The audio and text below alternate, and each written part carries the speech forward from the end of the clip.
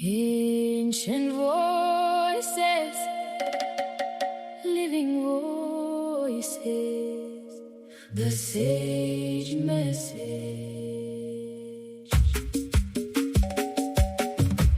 From the beginning of time, they have always known, from the spirits of the elders, the truth comes home together.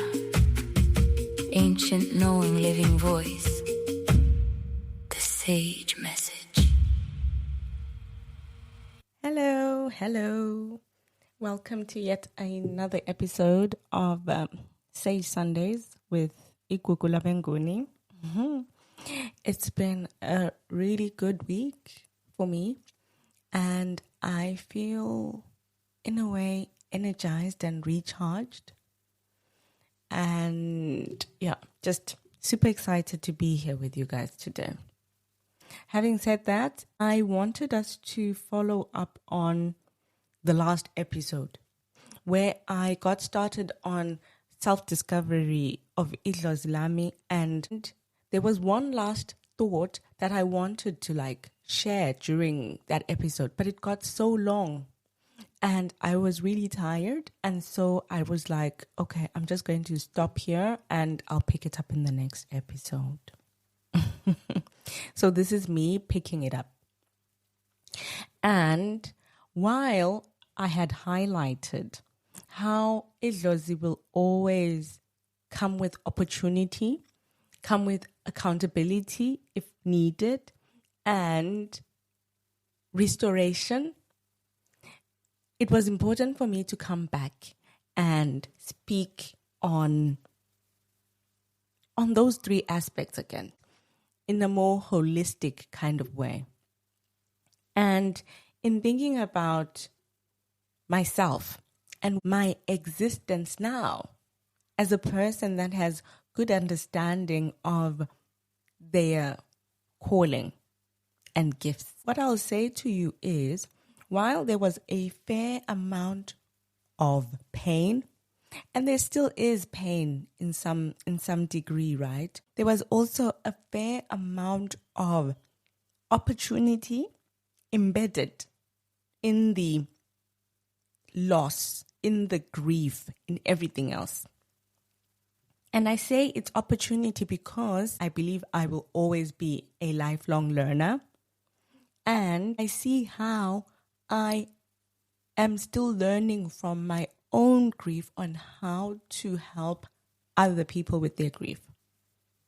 Because grief management is one of my areas of specialization. There's always going to be some opportunity in your life experiences, and oftentimes your life experiences are shaped in such a way that they will contribute to whatever purpose you're meant to serve in the long term. And in my case, I was a healer the day I was conceived in my mother's womb, right? The true nature of my gifts may not have been known, but I was a healer then. I was born a healer. And in my progression through the years, I see how all the losses and the pain have now led to my expertise in the area of grief management, basically. That's the first thing. And then I also spoke about how I'd had such great money opportunities when I spoke about opportunity in idlozi. I also spoke about how I'd been blessed with abundance when it comes to the nature of my work, the nature of my earnings through the years, but also that I'd squandered those opportunities by not spending my money wisely, by not managing my finances like a grown-up should, right? And ultimately losing control of that aspect of my life. And I'll tell you how now in my practice, there's so much emphasis on being financially healthy as a person. And this is also an area of specialization in my healing practice today, because not only would I help with input on being a good custodian of your financial resources, I'm also in the position to look into blockages. If you are not able to land a job, I've spoken about this in the past as well, that my work has some emphasis on career development as well. So this is yet another example where opportunity and loss in Idlozi have led to domain expertise in my healing, if I could put it that way. And then there was also the notion of relationships. I touched on romantic relationships in last week's episode, and family relationships as well. Perhaps I didn't speak about family relationships last week, but in the weeks leading up to this, I was speaking about family dynamics and assuming this custodian of a masiko role in your families. And it's also a direct result of the fact that these are things that I have had to navigate myself. And so you'll find that I also have the capability to really help resolve issues in that domain of someone's life as well. All of this to say that I believe that if we only focus on the calamity that comes with the difficulty of doing life sometimes, then we'll often lose the opportunity aspect in all of it. And I would say, while it's most likely the most painful thing that anybody can ask of you in that moment, perhaps there's always value in trying to ask yourself, this is quite a sad thing, but what is the opportunity in it? What stands to be gained here?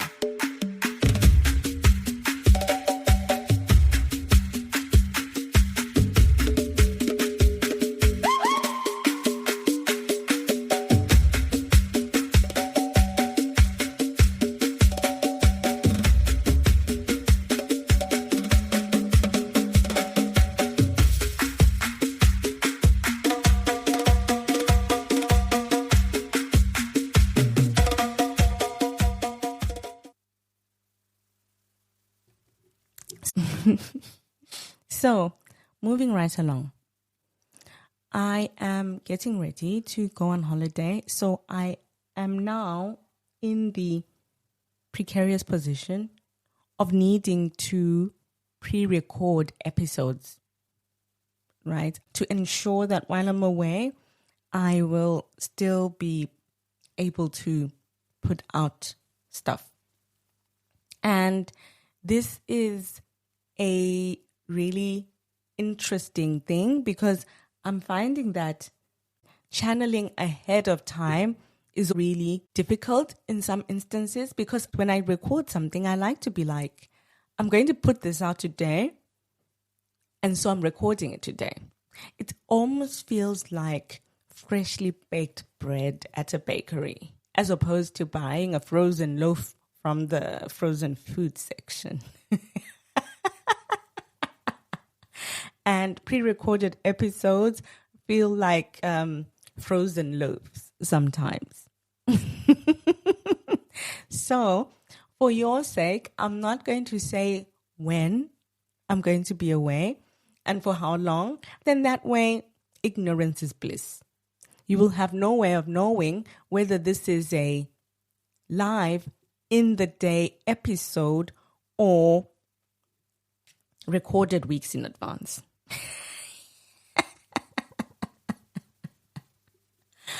Okay.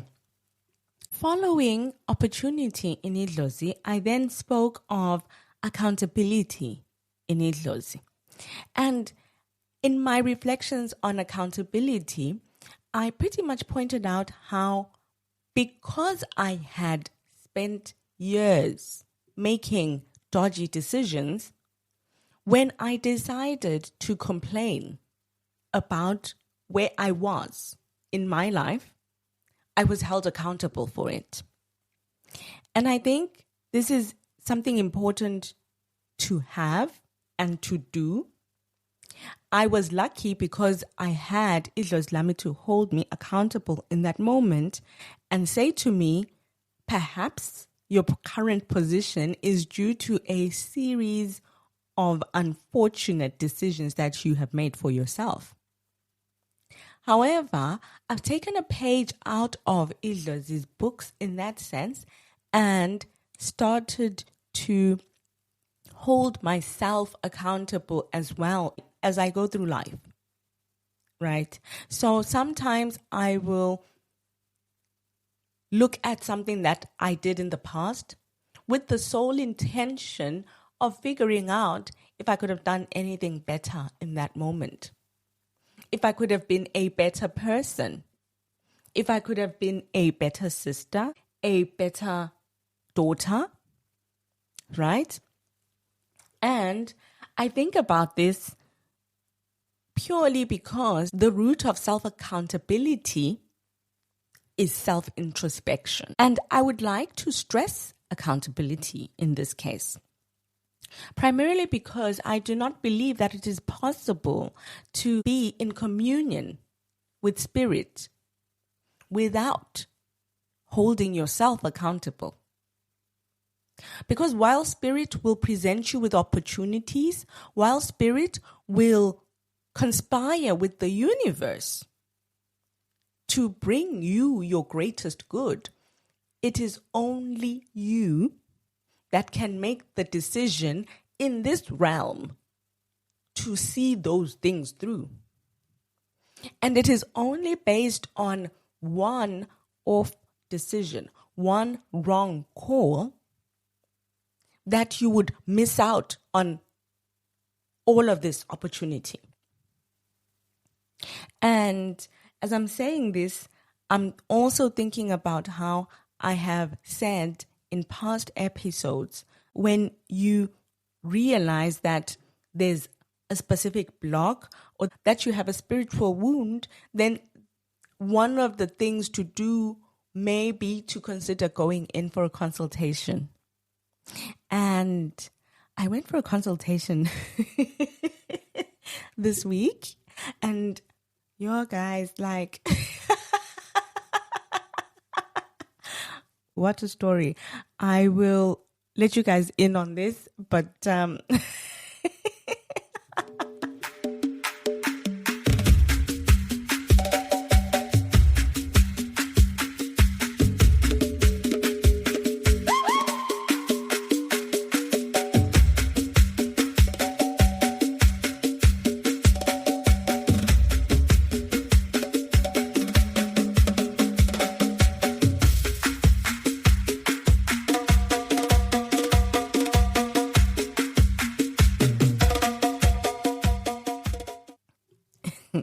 right. I needed a break to have a bit of a laugh. But anyway, like I was saying, I had a consultation this week. And I'm saying this to all of you for you to realize that even a healer needs to consult with somebody. Everybody needs to go for a consult now and again. I don't know if I've mentioned this in the past, but I am a water baby, right? My primary healing modality is water. And the thing about water babies is if you're going to need to consult somebody, then it can only really be a person that chooses water like you. So I have used the same healer for, say, I don't know, like 7 to 10 years now. But for the first time, he couldn't help me with a specific issue because I was trying to learn how to use a specific healing modality that he is not familiar with. So he couldn't help me with this. And so I needed to ask my guides to help me find a new person to help me with this specific issue. And my guides, awesome as they are, found someone who could help me. And so I went for a consultation with this person to discuss this specific healing modality issue. And as it were, I asked a question that I believe may have been triggering for the other healer. And so they kind of lashed out at me a little bit. And in the moment, I could tell that it wasn't because I had done anything wrong per se, but it was because my question had taken them back to a specific time and place. I hope that makes sense in a way. And because of that, they had reacted from that place. And as a fellow water baby, I also could empathize with this healer based on knowing how turbulent a dodgy relationship with the water spirit can be. And so I extended some grace in that moment, and I let the person go through their rant. And when they were done, I apologized to them, smoothed things over, and we continued with my consultation. But afterwards, when I was having a bit of a laugh, because for me, I found it very funny that, oh my gosh, it happens to the best of us, doesn't it? Right. Right. And in my reflections after the consultation, I thought to myself about how if that had happened to me the first time I'd gone to consult with somebody, how difficult it would have been for me to understand what I was witnessing in that moment. And so I just wanted to go back to the episode where we speak about the wounded and the healer and add another footnote to say that sometimes you will do everything right. You will take the necessary steps to identify the healer. You will pray before you go for your session and be quite specific in what you are trying to achieve during that session. However, things may not go according to plan during the session. In my case, I now realize how his people used me to help flag an issue for him during the session, and how my response shaped his healing in a way. And so I'd say two things to you when you're heading into any consultation. Healing is a group project. It's a co-creation between your people and your healer's people. And it's an important relationship when it is pre-established that this is the right person to help you. You always need to keep that in mind, that it does not matter what the physical manifestation of their spirit turns out to be, but that you remember that idlos lakho selected idlos lakhe to connect and help you. Because I promise you, had I been in any other state of mind, I would have walked out of that consultation with a sour taste in my mouth and ready to let anybody that was interested in consulting with that person know how toxic a healer he is. And it's not to say I'm justifying bad behavior, right? That's not what I'm saying at all. Because yes, of course, there are people that cross the boundaries and such. But it's also possible that you will go for a consultation and it's not cushy and comfortable and holding hands, singing kumbaya vibes. You may encounter a lot of aggression that may come from your people even. You could encounter a lot of, there's difficulty there. That's my point. There's difficulty there. Just because you have taken all the necessary steps to go and get a consultation doesn't mean you're going to get red carpet treatment. That's not what it means. And I just thought it was a good idea for me to explain this again based on my experience. And I just wanted to remind everybody that just because it doesn't feel easy, just because it doesn't feel smooth and intuitive, it doesn't mean you're in the wrong place. Because there's something temporal about connection to a specific person. If you come to my practice and I've had a demanding day, I may not be in the best place to connect with you, human to human, right? Like person to person. In this realm, I may not be in the best place to do that. But it doesn't discount the fact that the people, the ancients that I move with, are the right people to help you. So just remember that.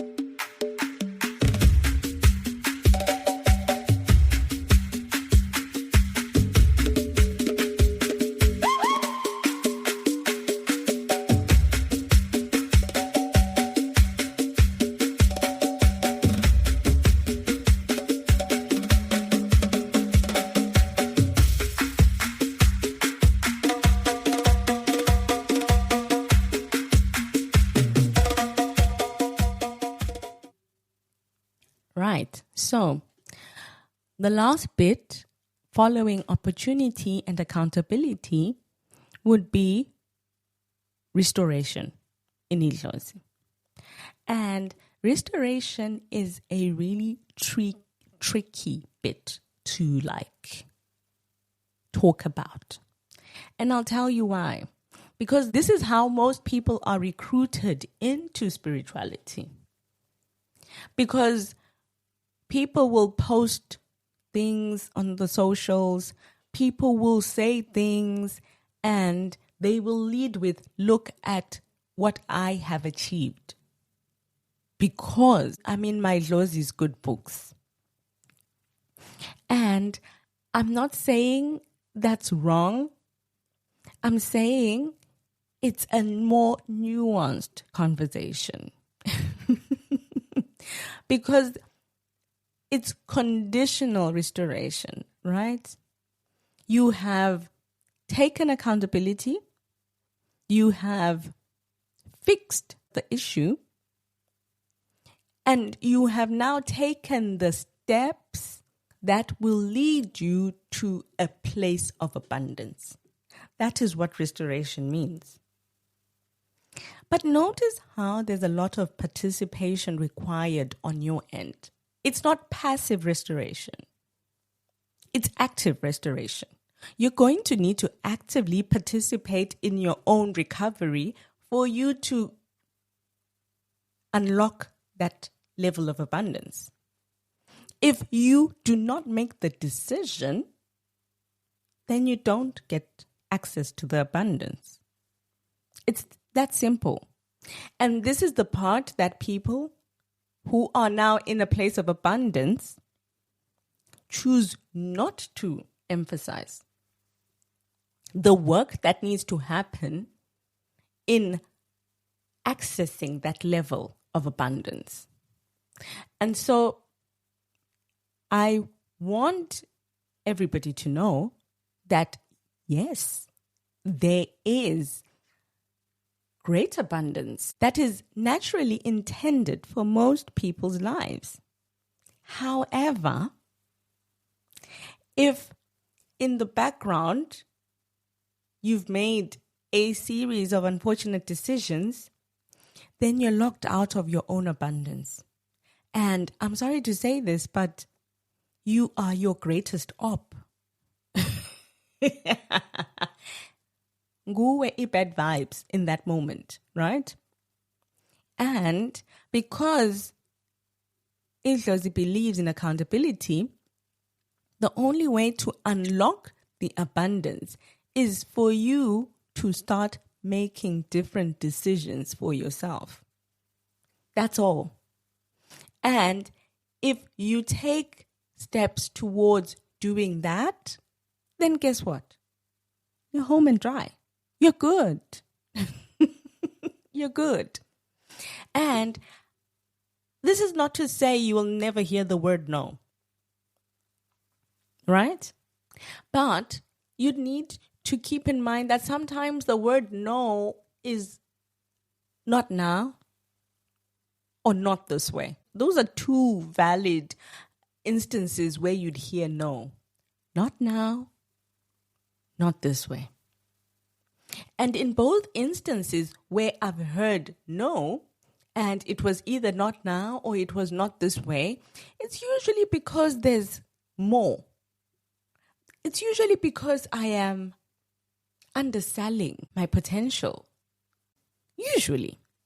And so, not to encourage everybody into being a maximalist, just to say there is so much value and potential in knowing your worth, because the most important thing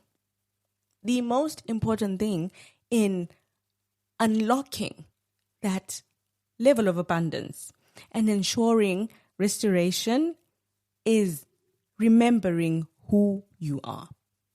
Now tell me, dear reader, do you remember who you are? Ancient voices, living voices, the sage message.